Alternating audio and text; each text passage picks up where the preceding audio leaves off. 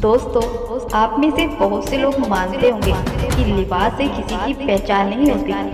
आपने ये कहावत अक्सर कहीं न कहीं जरूर सुनी होगी कि किसी को उसके नाम से नहीं बल्कि उसके काम से पहचाना जाता है। और आज की कहानी सदियों से कहीं सुनी चली जा रही कहावत को एक चित्रकला के रूप में दिखाती है। घर के पास वाले एक होटल में ही नेहा के बेटे गोलू की जन्मदिन पार्टी थी। तो उसने पार्टी में अपने देवर और देवरानी ज्योति और विवेक को भी बुलाया था। गोलू के सभी दोस्त अपने मम्मी पापा के साथ उस पार्टी में आए हुए थे और गोलू की दादी बेचारी कमला जी पार्टी की पूरी देख रेख पूरे जोश के साथ फटे हाल कपड़ों में करने में लगी हुई थी। खाना भी उन्होंने अपने हाथों से बनाया था, क्योंकि खाना बनाना कमला जी का पसंदीदा काम था। खाने पीने की सामग्री देखते ही जैसे कमला जी के अंदर का बच्चा फिर से जाग जाता और कमला जी जहाँ भी जाती अपने किसी हुनर के चलते लोग की चर्चा का विषय बन जाती।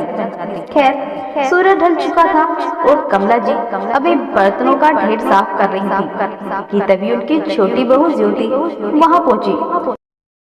अरे वाह मम्मी जी, मेरे घर से तो आप बाराती नक्कर आई थी और यहाँ आया बनी हुई है। अच्छा है। अपनी छोटी बहू की बातें सुनकर कमला जी की आंखों के कोर भीग गए और तभी एक दूसरी महिला की आवाज आई। कौन बुढ़िया है ये? अरे ये गवार बुढ़िया है, इस होटल की नौकरानी। देख नहीं रही कैसे मैले कपड़ों में बर्तन साफ कर रही है?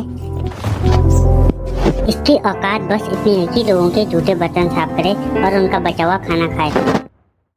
कि तभी कमला जी का बड़ा बेटा मानव और बहू नेहा कमला जी के पास दंदनाते हुए आए और उनसे तमकते हुए बोले, माँ, अभी तक आपसे ये काम भी नहीं हुआ। रोटियां तो आप इतनी तोड़ती हैं, पर काम के टाइम पर आपके हाथों में जैसे मेहंदी लग जाती है। जाइए अब यहाँ से, बबलू को तैयार करके लाइए। पता है ना, उसको सरप्राइज देना है। उसको तैयार क्या आपकी मरी हुई माँ करेगी आकर? नेहा भी इतराते हुए बोली। कमला जी ने सुबकते हुए हाँ में गर्दन हिला दी और वहाँ से घर के लिए आ गई। ये सब देखकर ज्योति अंदर ही अंदर मुस्कुरा रही थी और नेहा के पास जाकर बोली, अच्छा भाभी, क्या बुढ़िया के साथ ऐसे ही होना चाहिए था?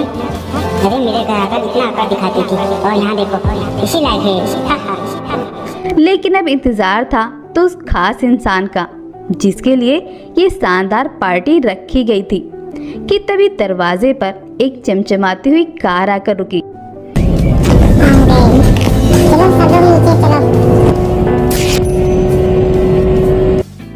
और जैसे वो महिला कार से उतरी, कमला जी को प्रणाम करते बोली, कमला मैम, कॉन्ग्रेचुलेशंस, ये रहा आपका डायमंड प्ले बटन।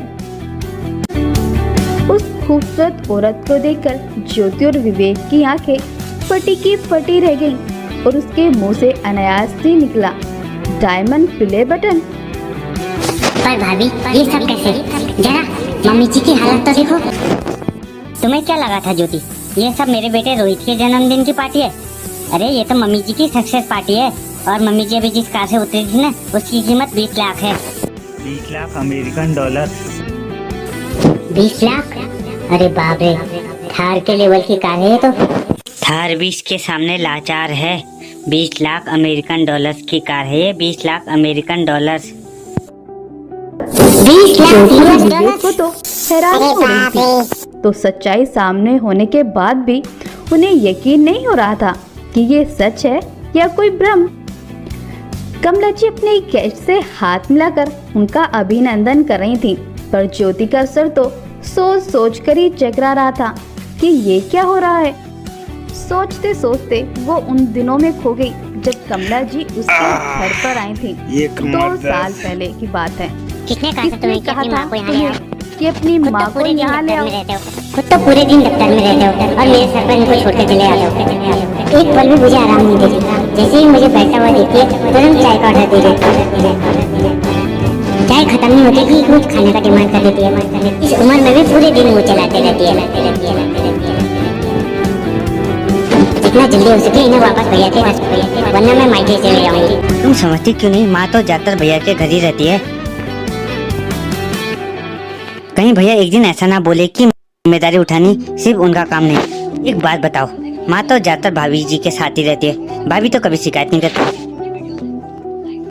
माँ तो आना भी नहीं चाहती थी, मैं तो इन्हें जबरदस्ती लाया ताकि लोग ये ना बोलें कि पूरी जिम्मेदारी भैया ही उठा रहे हैं। जो भी है ठीक है, मैं तो इनके साथ एक छत के नीचे नहीं रह सकती, पूरे दिन परेशान करती रहती है बुढ़िया। माँ के साथ पूरा दिन कैसे बिताना है ये तुम जानो, मेरे पास और दूसरे काम भी ज्योति है। अपनी माँ कल्याणी जी को फोन की और अपनी सारी परेशानी बताई। उसकी माँ बोली, दामाद जी ने तो तुम्हें अच्छा उपाय बताया बेटा, फिर तुम उस पर क्यों नहीं अमल करती हो? ज्योति आश्चर्य से बोली, उपाय? कौन सा उपाय बताए माँ? कल्याणी जी हंसते बोली, सुना नहीं तुमने दामाद जी ने क्या कहा? उनकी माँ खाली बैठी रहती है, तभी वो तुम्हें परेशान करती है। तुम अपनी सास को किसी न किसी काम में उलझाए रखो और बोलो उसे कि ये काम करोगी तभी खाने के लिए मिलेगा। अरे पगली, जब तक है अपने घर के काम करवा ले और अपनी काम वाले से अपनी सेवा करवा ले, बस इतनी सी तो बात है। हाय माँ, कितनी समझदार हो आप। मैं तो अभी तक उनको कुछ समझ नहीं पाई और आप इतनी जल्दी सब कुछ समझ भी गई। आखिर माँ किसकी हो? तो सासू जी, आज से शुरू होती है आपकी ट्रेनिंग। सारा दिन घर बैठकर मुझसे काम करवाती थी ना, अब मैं बताऊंगी कि काम किसे कहते हैं। कमला जी को डायमंड प्ले बटन कैसे मिला और कमला जी कैसे करोड़ों लोगों के दिलों में राज करके भी एक साधारण जिंदगी बिता रही हैं, जानने के लिए थोड़ा इंतजार करिए और अपनी कीमती सुझाव हमें कमेंट्स में जरूर दें, क्योंकि आपका ये सहयोगी हमारा मेहनताना है। धन्यवाद।